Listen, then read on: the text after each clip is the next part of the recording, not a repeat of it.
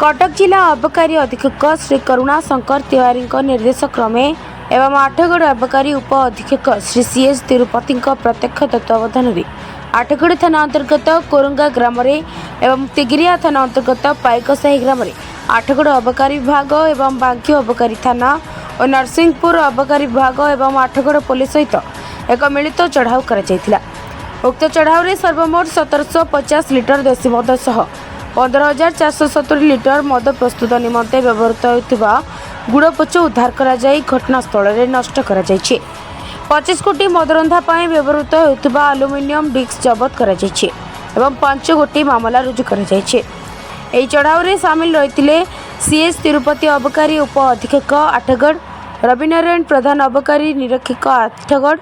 अरुण भोई अबकारी उप निरीक्षक आठगढ़, समीरंजन माझी अबकारी उप निरीक्षक बांकी, बापी साहू अबकारी उप निरीक्षक नरसिंहपुर, अन्यपटे Athagarh police. Bureau report Siddharth news.